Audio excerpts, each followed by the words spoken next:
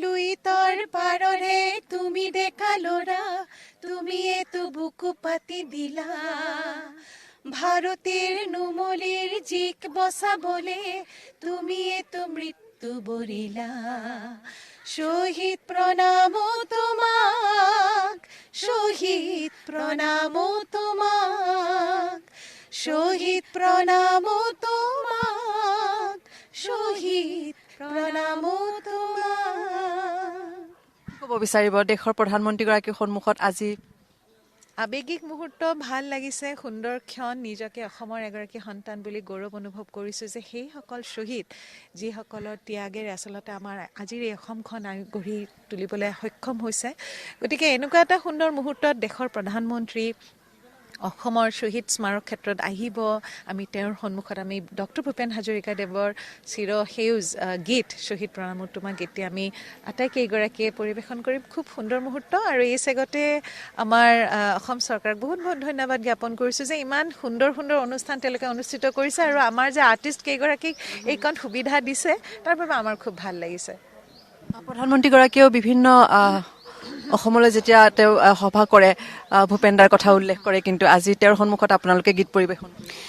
আচলতে এতিয়া এই শ্বহীদ স্মাৰক ক্ষেত্ৰটোৱে এনেকুৱা সকলোকে জনাইছে আচলতে অসমখন কি আছিল।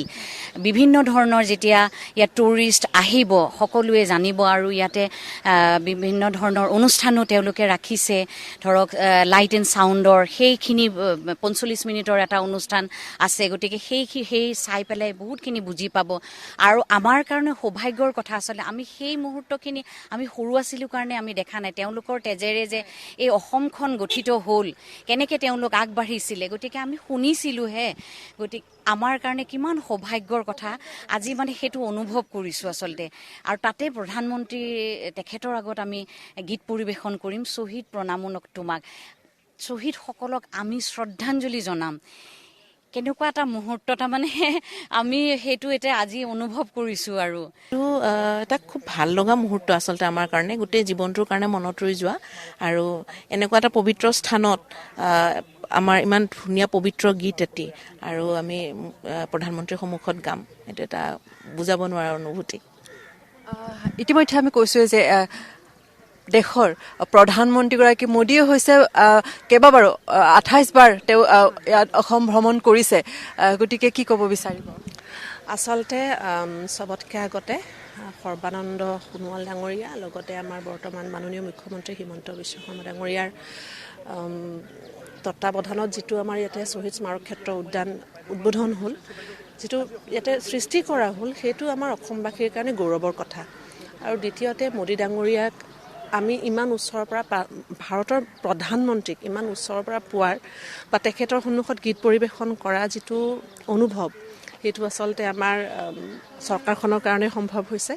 আমাৰ সংগীত শিল্পীসকলক ইমানখিনি আগুৱাই অনাৰ বাবে আমি সদায় তেওঁৰ ওচৰত চিৰকৃতজ্ঞ হৈ ৰ'ম।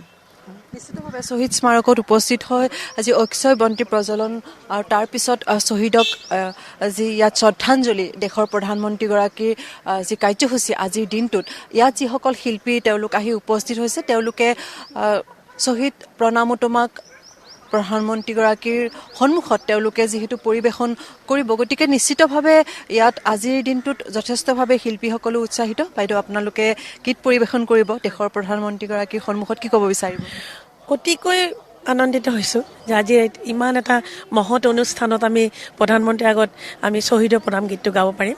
আমি শ্বহীদ দিৱসৰ দিনা আমি 860গৰাকী শিল্পীয়ে গাইছিলোঁ, আজি আমি 20গৰাকীয়ে গাম। গতিকে আমাৰ কাৰণে এটি গৌৰৱৰ মুহূৰ্ত, গোটেই অসমবাসীৰ কাৰণে আৰু আমাৰ কাৰণে নিশ্চয়। নিশ্চিতভাৱে কালিৰ দিনটোতো আমি যি ধৰণে আচলতে পৰিৱেশ দেখিছিলোঁ, টাৰ্মিনেল মুকলি কৰিলে এটা ভাল খবৰ, অতিকৈ উৎসাহিত খবৰ। আজি আকৌ তেখেত ইয়াত আহি উপস্থিত হ'ব। গতিকে 2014 চনৰ পৰা 18 বাৰ প্ৰধানমন্ত্ৰী মোদী অসম ভ্ৰমণ কৰিছে, 28টাকৈ অধিক কাৰ্যসূচীত তেখেতে অংশগ্ৰহণ কৰিছে। নিশ্চিতভাৱে যথেষ্টখিনি উৎসাহৰ খবৰ। হয়, নিশ্চয় আমি খুব আনন্দিত আৰু আমি গৌৰৱ কৰিছোঁ অসমৰ সকলোখিনি মানুহ গৌৰৱ মানে অসম তথা ভাৰতৰ সকলোৱে গৌৰৱ কৰিব আৰু আজি শ্বহীদ স্মাৰক ক্ষেত্ৰলৈ তেখেত আহিব তেখেতৰ আগত আকৌ আমি আজি পৰিৱেশন কৰিম শ্বহীদ প্ৰণামো তোমাক আমি 20 গৰাকীয়ে শিল্পীয়ে আমি পৰিৱেশন কৰিম আজি খুব উৎসাহিত আৰু তেখেতৰ আগত ভালদৰে পৰিৱেশন কৰিবলৈ পাই নিজৰো খুব ভাল লাগিব বা লগতে এটা কথা কি এই শ্বহীদ স্মাৰক ক্ষেত্ৰৰ পৰা এটা কথা বৰ ডাঙৰ কথা যে মানে আমাৰ যিখিনি নতুন প্ৰজন্ম তেওঁলোকে শ্বহীদ কি সেই বিষয়ে বহু কথা জানিব সেইখিনিৰ কাৰণে মানে খুব বেছি মানে আগতে মাহঁতৰ মুখেৰে শুনো আমি কিন্তু এতিয়া স্মাৰকৰ সৈতে সকলোৱে দেখিব এইখন এখন ক্ষেত্ৰলৈ আহি আৰু সঁচাকৈ অসমৰ কাৰণে এটা খুব ডাঙৰ গৌৰৱ